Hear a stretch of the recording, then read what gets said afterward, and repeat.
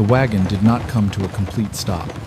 The wheels still rolled slowly along the hard dirt road, running parallel to the western migration route near the Madison River, where the Madison Valley in Montana Territory, by late November, was typically immersed in dry, skin-cutting cold, with nighttime temperatures easily dropping below 20 degrees Fahrenheit, -6 degrees Celsius, and continuing to fall as winds poured down from the Madison Range.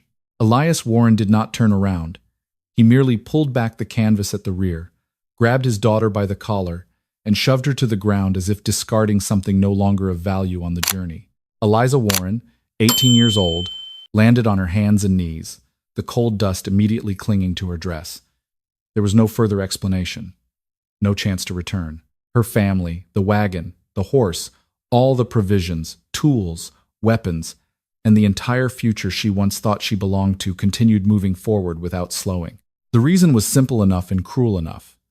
She had refused an arranged marriage, a land and rights exchange deal between two settler families, in which she was not a person but a piece of the transaction. Her short, firm refusal had ended every protective obligation her father had ever held toward her. As the sound of the wheels faded into the vast emptiness, Eliza stood still for a few seconds, neither chasing after nor calling out, because she understood that what had just happened was not an impulsive decision but a complete severance. In 1874, in Montana Territory, those left alone in winter without fire, shelter, or tools had an estimated mortality rate of 70 to 90% within just 3 to 5 days, especially when nighttime temperatures plunged deeply and wind relentlessly stripped heat from the body. Eliza turned, facing the Madison Range, where winter downdrafts swept into the valley at 20 to 30 miles per hour, 32-48 kilometers per hour, enough to rob body heat many times faster than in still air, turning any small mistake into an irreversible chain of consequences. She tightened the thin wool blanket around her shoulders, clearly feeling the cold beginning to seep through every layer of fabric. But instead of panicking, she began to observe wind direction, terrain slope, distance to the nearest water, things she had never been formally taught but had quietly memorized over years sitting at the back of the wagon, watching men repair broken wheels, stack stones for foundations, erect wind-resistant shelters. Among them was a taciturn Scandinavian immigrant often considered eccentric, who once built a chimney with stone so thick that others thought he was wasting time and effort. Eliza remembered clearly how he explained not to her, but to himself, that fire was not what kept you alive through winter, but rather how you retained heat after the fire had gone out. He had said, in a slow and certain voice, that a thick stone mass, if properly heated, could hold heat 5 to 6 times longer than the direct hot air from an open flame, and it was that heat retention period that determined whether you lived or died when outside temperatures dropped below human endurance. Standing in the empty valley, Eliza needed no further proof to understand it. She had no fire.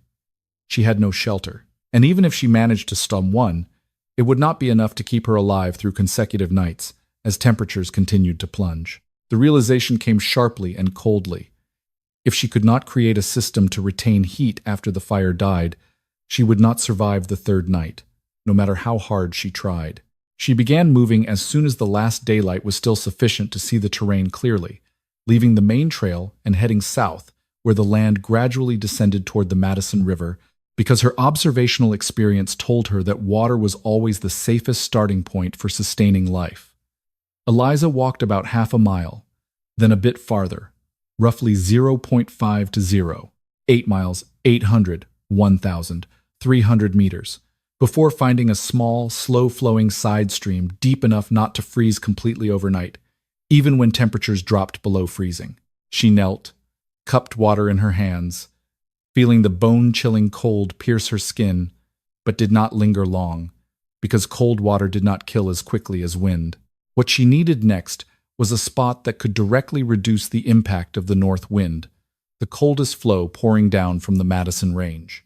After a few minutes of observation, she chose a section of bank recessed about 1.2 to 1.5 meters deep, where the overhanging earth above formed a natural shield sufficient to block most of the direct wind force. She began gathering firewood, picking up dry branches and broken pieces, accumulating about 15 to 20 kilograms of fuel, enough to sustain a fire for a few hours if she could ignite it. But she had no flint, no steel, no proper dry tinder, and every attempt at friction produced only feeble heat that quickly died in the cold, damp air.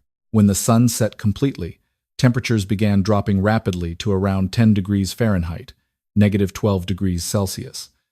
And with wind sustained above 20 miles per hour, the wind chill made it feel equivalent to minus 5 degrees Fahrenheit, negative 20 degrees Celsius, a level sufficient to cause severe hypothermia in just 2 to 3 hours without an active heat source. Eliza crawled deep into the earthen recess, pulling the thin wool blanket around herself, using the gathered branches to cover the front gaps and create a makeshift wind barrier. At first, she only felt cold, but then came shivering, not mild tremors but uncontrollable convulsions, muscles clenching to generate heat, expending energy at a rate her body could not sustain long. Her fingertips gradually lost sensation, not from warming but because blood had withdrawn from the extremities to protect vital organs. Her breathing grew rapid and shallow, each inhale pulling icy air that cut through her lungs. She tried curling tighter, minimizing exposed surface area, knees to chest, arms wrapped hard around her body to retain every scrap of remaining heat. But without an active heat source, every effort only slowed heat loss, not reversed it. Time passed in a way she could not precisely measure, only that each minute stretched longer than usual, each shiver arriving more frequently and intensely. Eliza did not scream or cry. She only tried to keep her mind alert by thinking about what she had seen, what she could do, as if thought itself was a way to prevent slipping into unconsciousness. When the first light appeared on the horizon, she did not feel warm immediately, but recognized one simple, cold fact. She was still alive, and to achieve that, her body had expended an enormous amount of energy just to maintain core temperature, a price she could not keep paying for many consecutive days without food or fire. She emerged from the recess, stiff and barely able to move her joints, and looked back at the place where she had spent the night, a small patch of earth no different from a makeshift pit. The insight arrived not as a new idea, but as an indisputable conclusion.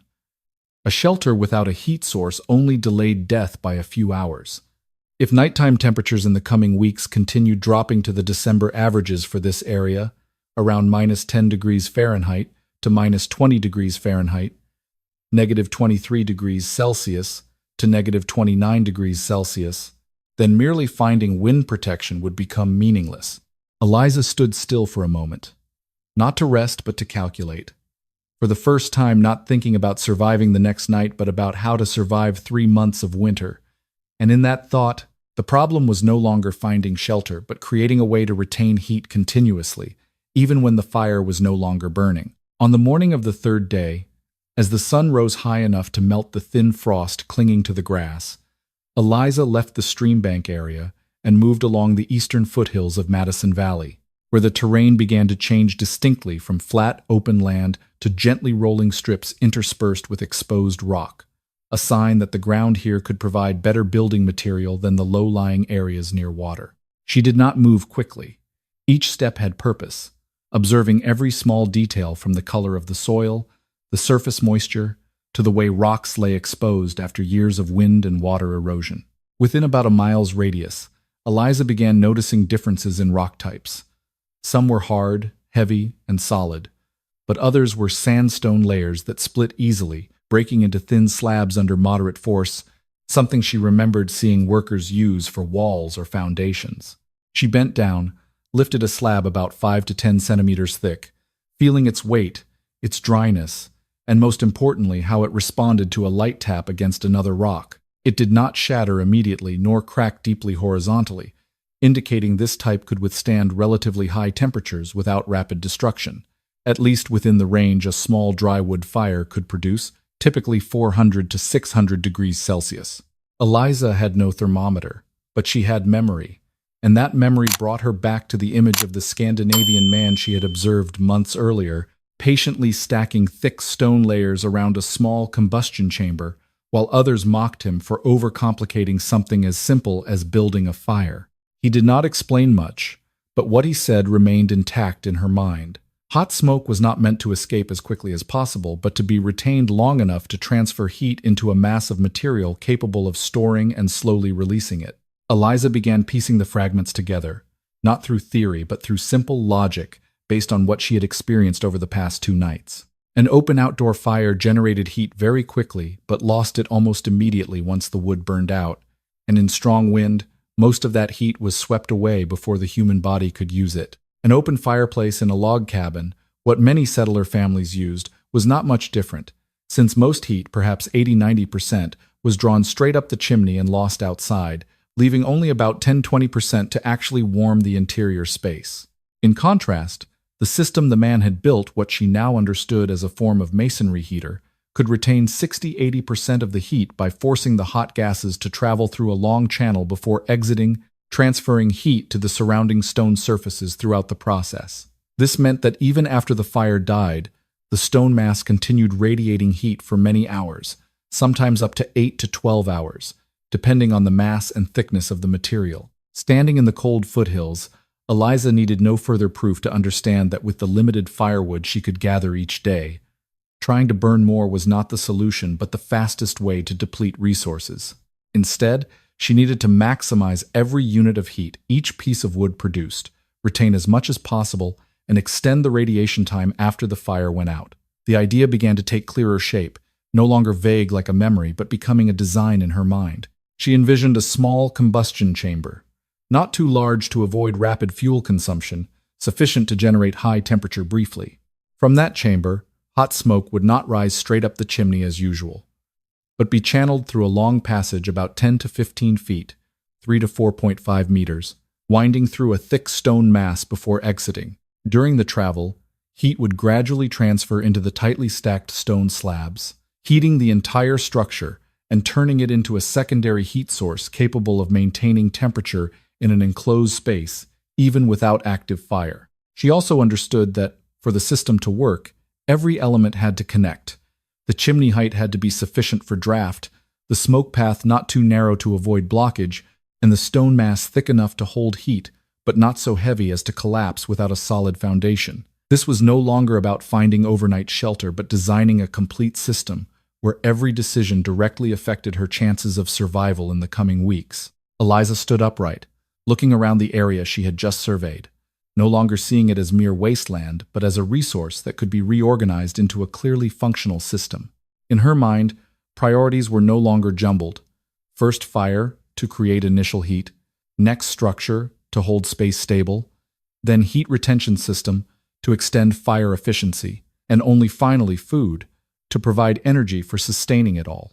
The change did not happen suddenly, but when it was complete, Eliza was no longer a girl abandoned and trying to survive day by day. She had become someone designing a heat system, with the goal not of surviving one more night, but of surviving the entire approaching winter, whose speed she could feel clearly in every cold gust pouring down the valley. By the 24th of November 1874, when the cold was no longer a potential threat but had become a constant factor in every movement of her body, Eliza stopped traveling and settled on a low hillside south of Madison Valley, where the natural slope ranged from about 15 to 20 degrees, just steep enough for water to drain downward without pooling, while providing favorable conditions to capture the rare winter sunlight during the day, an element she had begun to understand could serve as a supplementary heat source, small but impossible to overlook. She stood observing the location for longer than usual, not out of hesitation, but because she was assessing every factor: wind direction, slope,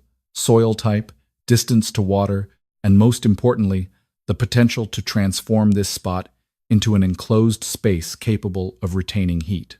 Once she determined it was the most suitable site within her control, Eliza began the work that from the outside might have been mistaken for digging a hole for shelter, but in reality was the first step of a clearly purposeful design. Using her hands along with sharp pieces of wood and stone as temporary tools, she dug deep into the hillside, a recess approximately 1.5 to 1.8 meters deep, 5 meters wide, and 3 meters long, sufficient to create a space where she could lie, sit, and move within limited confines while minimizing as much as possible the volume of air that needed to be heated. The task consumed tremendous energy.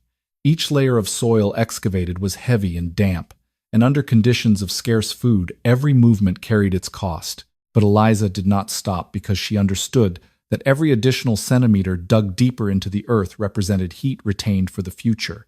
As the recess began to take clear shape, she realized something she had only vaguely sensed before. The temperature inside the deeply excavated portion of earth remained far more stable than the outside air, much less affected by wind and rapid temperature fluctuations between day and night.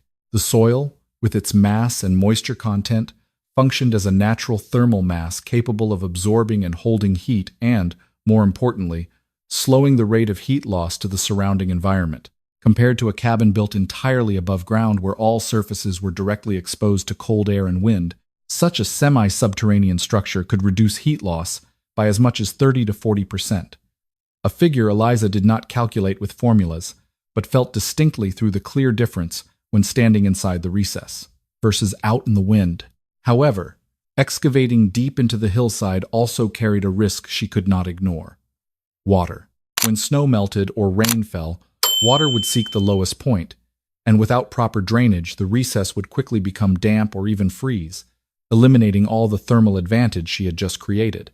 Therefore, before proceeding to build the interior structure, Eliza devoted time to digging a drainage trench around the front and sides of the recess, about 20 to 30 centimeters deep, directing water to flow downslope away from the interior and creating a path for water to pass without flooding the space inside. This was not a minor detail but an essential component of the design, because a damp and cold environment accelerated body heat loss far more rapidly than a dry one, even at the same temperature.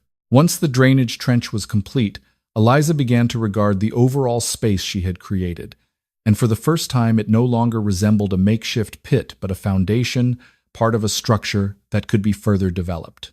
She understood that by excavating the cabin into the hillside, she had significantly reduced the surface area directly exposed to cold air, leaving only the front face needing to be shielded, while the other three sides were enveloped by earth, a material far superior in insulation and heat retention compared to air. This meant that any heat generated inside this space, however small, would be retained much longer instead of being swept away immediately by wind.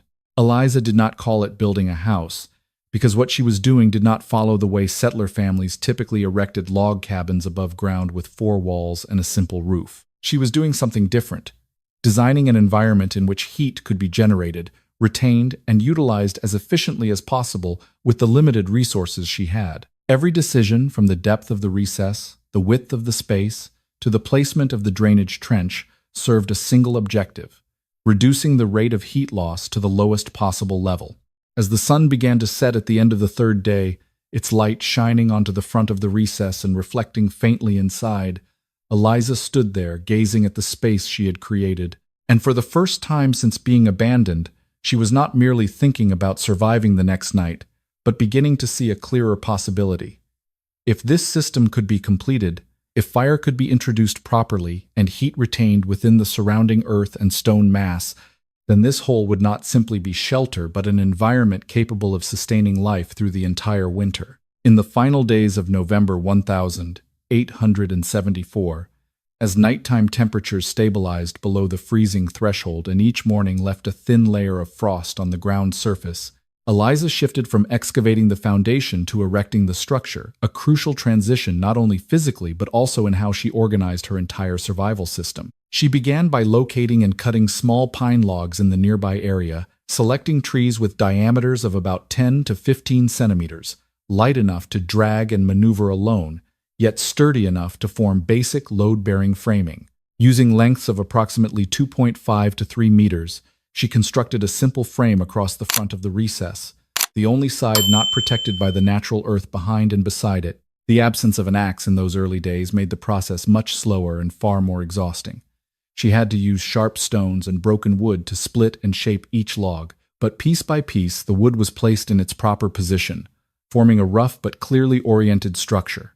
Once the basic frame was complete, Eliza did not stop at erecting a single-layer wall as many settlers did under hardship conditions, because she understood that a thin wooden layer would not retain heat when winter winds blew directly against the cabin surface. Instead, she adopted an approach she had once observed but never practiced: double wall construction. with an outer layer of logs, an inner layer of logs, and the gap between filled with a mixture of soil and small stones. The outer layer bore the direct impact of wind and snow. The inner layer formed a sealed living surface, and the fill material served as a passive insulating layer, slowing the transfer of heat from inside to outside. The total wall thickness reached about 30 to 40 centimeters, a figure that under normal conditions might be considered a waste of effort, but in this context was a direct investment in survival capability. Eliza had no precise measuring tools, but she felt the difference when standing behind the gradually completed wall, where wind no longer pierced straight through her body but was significantly reduced, creating a quieter space even though it remained cold. The work did not proceed quickly. Each day she labored about 10 to 12 hours, from when light was sufficient to see clearly until full darkness, expending far more calories than she could replenish from her limited food supply. Every log lifted, every scoop of soil packed between the wall layers drained energy her body had little reserve to spare. There were times she had to stop, not because she wanted rest, but because her body no longer responded immediately to her commands. Muscles becoming sluggish and heavy, a sign that energy depletion was drawing near. Yet that very pressure prevented her from pausing long, because every hour the structure remained unfinished was another hour facing the cold, without sufficient protection. On one late afternoon, as light began to fade and temperatures prepared to drop again, Eliza realized she was no longer alone in the area. A man on horseback stopped at a sufficient distance to observe without immediate interference. He introduced himself as Jonas Hallberg, a Swedish-born farmer who had settled in the region several years earlier and was accustomed to watching newcomers attempt to build and often fail in their first winter. He did not smile or show pity, but simply looked at the unfinished structure, observing how the logs were placed, how soil was packed between the double walls, and especially how the recessed earth behind was being utilized as part of the cabin. After a period of silence, he asked a simple question devoid of small talk. Did she really think she would survive the winter with this? Eliza did not answer immediately, not because she lacked words, but because she was weighing how to express precisely what she had clearly understood in her mind. Finally, she said she was not attempting to build a temporary shelter, but something that could retain heat long enough to prevent death after the fire went out. Jonas did not contradict her nor immediately agree. He only nodded slightly, as if confirming that she at least understood the problem she faced. Before departing, he unstrapped from behind his saddle an old axe head weighing about 1.5 kilograms, the blade worn, but still sharp enough to cut wood far more effectively than any improvised tool Eliza had been using, and a small packet containing about 2 to 3 pounds of salted meat, a source of energy she could use over the coming days to maintain her strength. He did not call it help or offer advice. He simply placed them near where she was working and rode away. To Eliza, it was not rescue but another signal. For the first time since being abandoned, someone had looked at what she was doing and did not consider it meaningless. Yet that acknowledgement was not full belief, because Jonas, like others in the region, understood that an unfinished structure, no matter how well designed, could not protect her against a real winter. As darkness fell that day, Eliza took up the new axe head, feeling its weight in her hand, and looked back at the portion of the cabin now erected, which had a clearer shape than days before. She knew she still had much to do, but for the first time the distance between trying to survive and being able to survive had begun to shorten in a measurable way.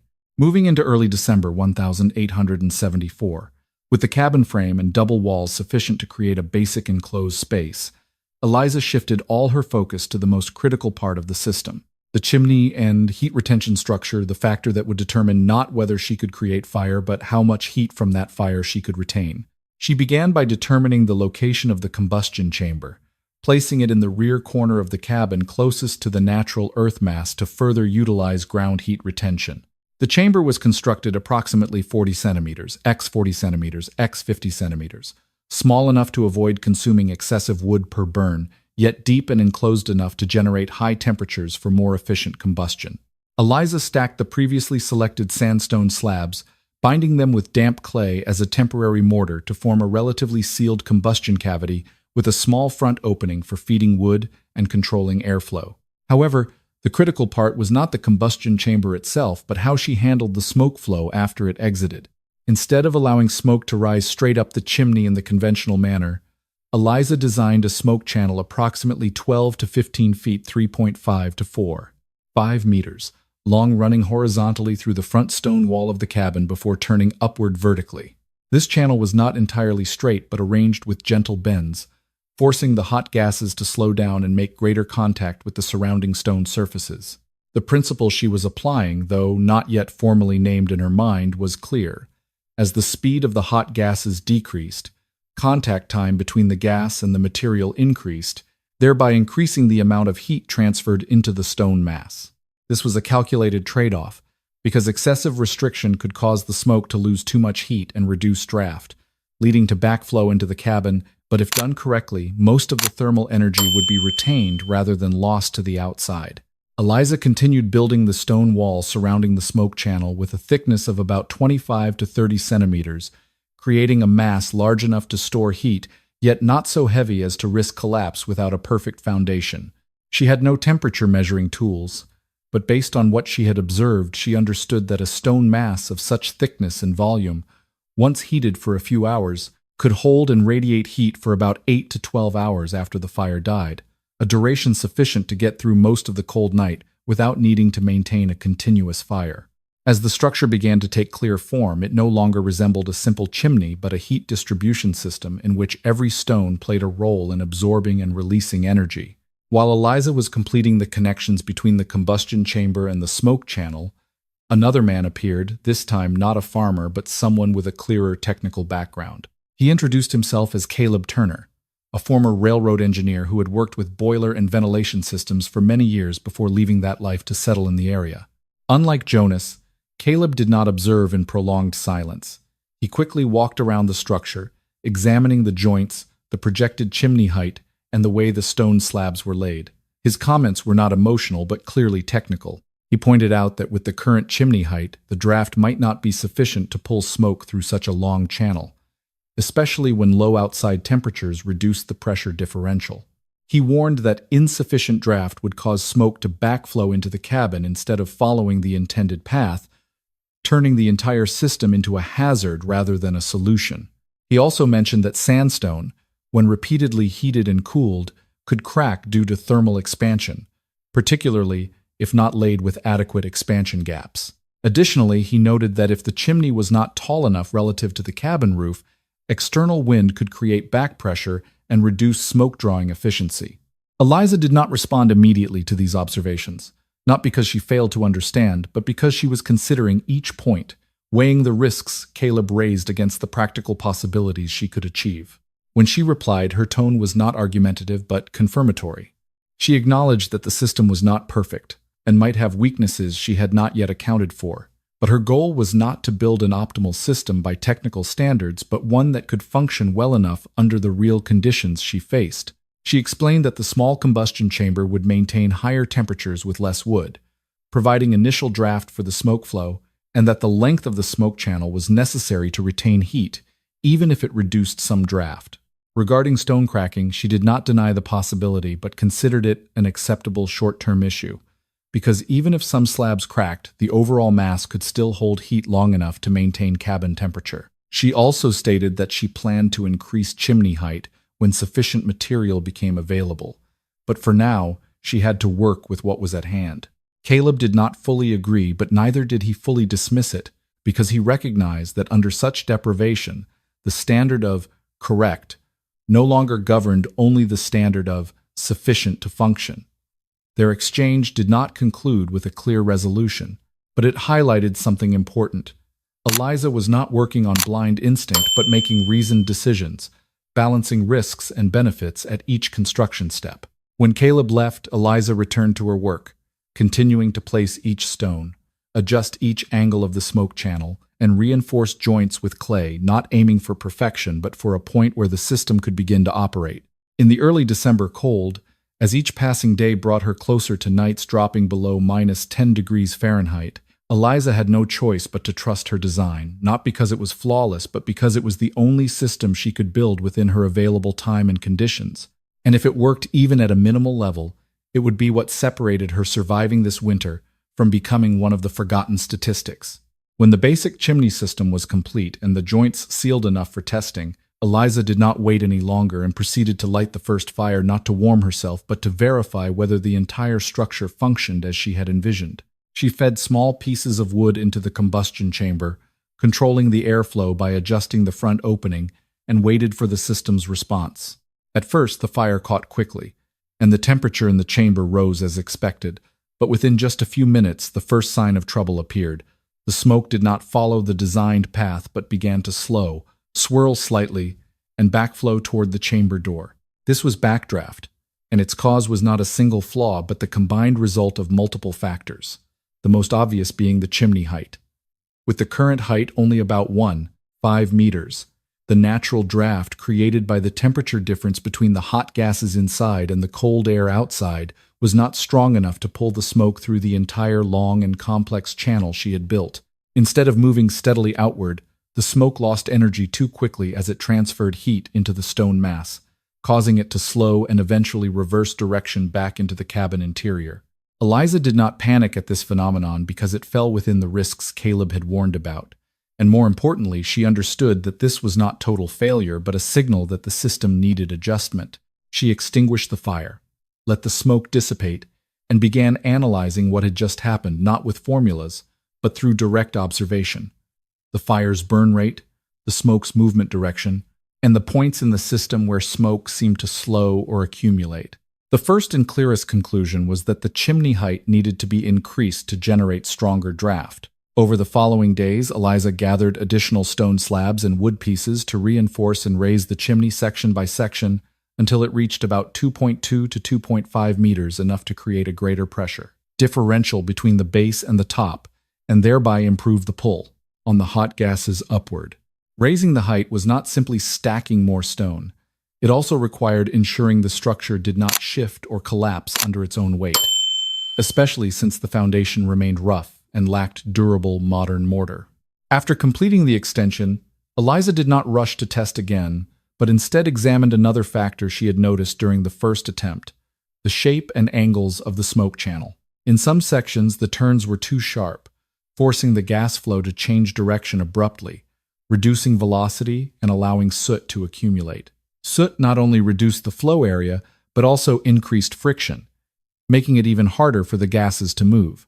To address this, Eliza began modifying the transition sections to make them smoother and less angular, and, where possible, maintained a slight upward slope in the channel instead of keeping it perfectly horizontal, helping the gases tend to move in one consistent direction rather than getting trapped in dead zones. This was meticulous work that required dismantling and restacking some already completed parts, a difficult decision when every stone had been placed with precious effort and energy. Once the basic adjustments were finished, Eliza conducted the second test, this time paying closer attention to every small detail. She lit the fire in the combustion chamber again, observing how the flames developed, the burn rate of the wood, and especially how the smoke began to move. This time, instead of immediate backflow, the smoke moved slowly but steadily into the channel, through the passages, and up the chimney. There were still moments when it slowed, particularly before the system temperature rose high enough for strong draft, but the clear backflow seen before was gone.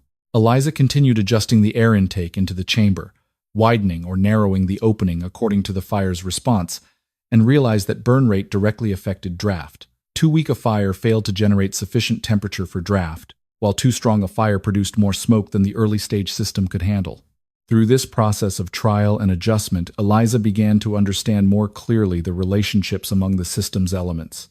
Chimney height, hot gas temperature, and channel shape were all interconnected in creating and maintaining stable airflow. She did not use scientific terms like pressure or temperature differential, but she sensed that when the interior was hotter and the chimney taller, the gas flow tended to rise more forcefully, pulling smoke out more effectively. This was empirical understanding built not from books, but from continuous observation and adjustment under real harsh conditions. By the end of the day, as the system began operating more stably, Eliza did not consider it perfect, but good enough to function, where major issues were under control and minor deviations could be tolerated. She understood that the system's performance would always depend on two main factors: chimney height, which determined draft, and the temperature difference between inside and outside, which determined gas flow energy. When these two factors were sufficiently large, the system performed better, and when they decreased, performance dropped accordingly. But in the circumstances she faced, achieving a system capable of maintaining stable airflow and retaining most of the heat was already a significant enough advance to completely change her survival prospects. In the coming weeks, as real winter tightened its grip on the valley, after completing the major adjustments to chimney height and smoke channel shape, Eliza did not delay further and conducted the first controlled full system test to evaluate the entire setup as a whole rather than in isolated parts. She began by preparing enough wood for an extended burn cycle, selecting moderately sized dry logs to ensure stable combustion without sudden, excessive smoke.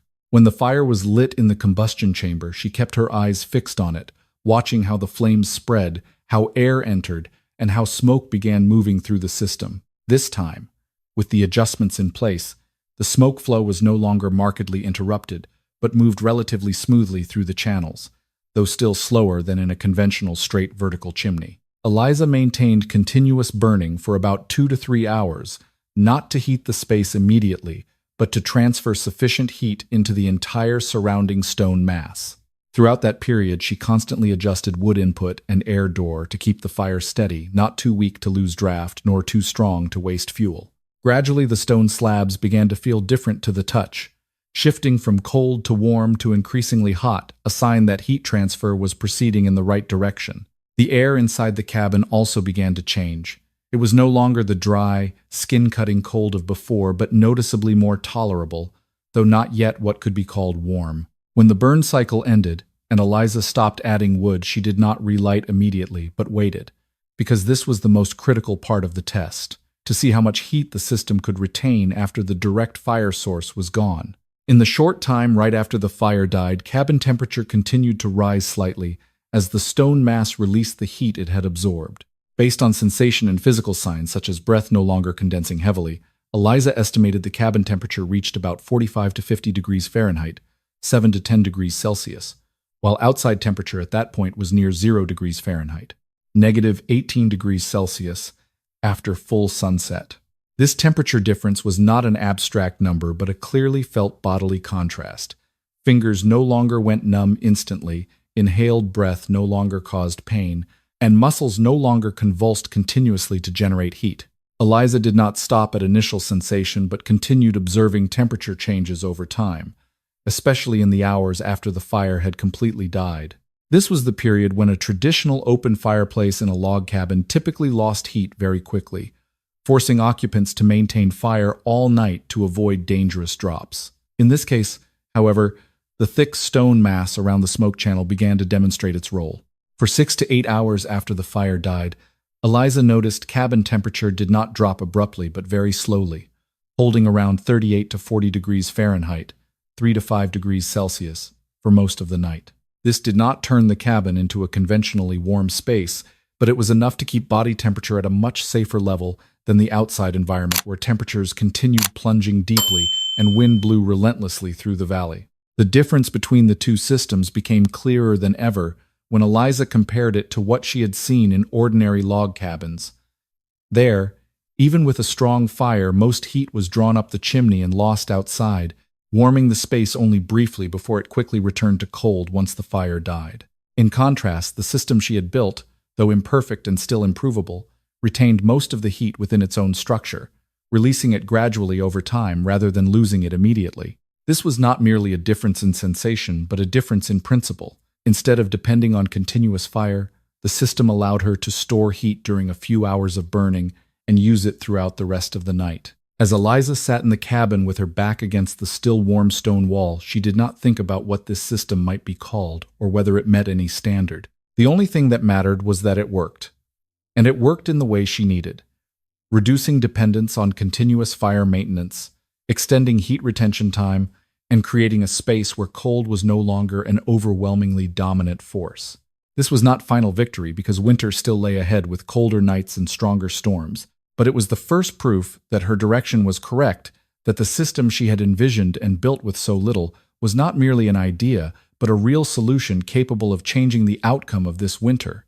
By mid-January 1875, When winter reached its harshest peak in Montana Territory, a major blizzard began forming and quickly swept down into Madison Valley from the Madison Range, bringing temperatures plunging to around -20 degrees Fahrenheit, -29 degrees Celsius, along with winds exceeding 30 miles per hour, strong enough to whip snow into thick drifts and bury every trace on the ground within hours.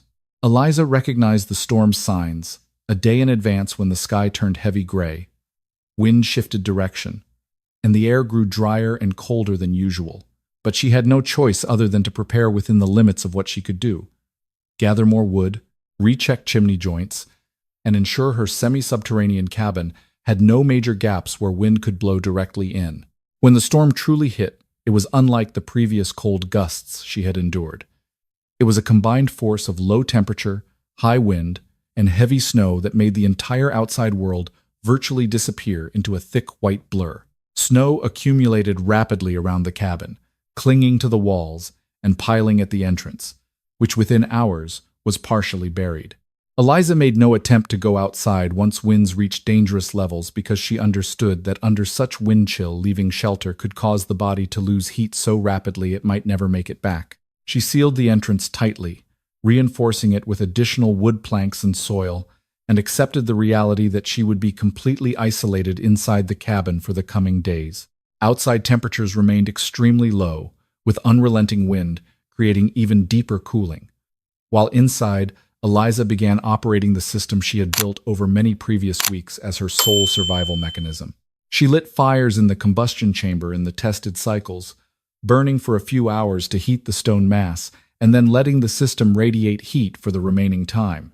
At the storm's peak, the cabin was almost entirely covered by snow on top, with only a small opening left for the chimney to protrude above the thick blanket. This unintentionally created an additional external insulating layer that further reduced heat loss, but also increased the risk of chimney blockage if insufficient heat was maintained to keep airflow moving. Eliza had to continuously monitor by observing smoke direction and feeling airflow to ensure the system remained operational and no backdraft occurred under the storm's changing pressure conditions. Throughout the 3 to 4 days of complete isolation, Eliza barely left the cabin interior, carefully maintaining burn and rest cycles to conserve wood because she knew her fuel supply was not unlimited. What was remarkable was not that she could warm up immediately, but that cabin temperature remained stable throughout that period.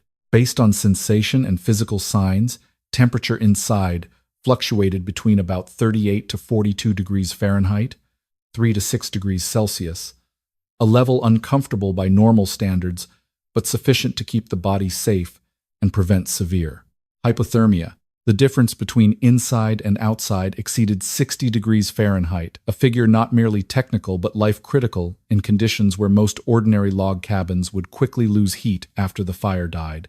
In a traditional cabin with an open fireplace, most heat would be drawn up the chimney and lost outside, forcing continuous fire maintenance, an almost impossible task when isolated with limited wood. In contrast, Eliza's system allowed periodic burning, heat storage in the stone mass, and gradual release over many hours, significantly reducing the wood needed to maintain stable temperature. During those long nights when wind howled outside and snow continued piling, Eliza sat with her back against the stone wall, feeling warmth slowly spread through her clothing, not the sudden heat of direct flame, but a steady, even source sufficient to keep her body from falling into danger.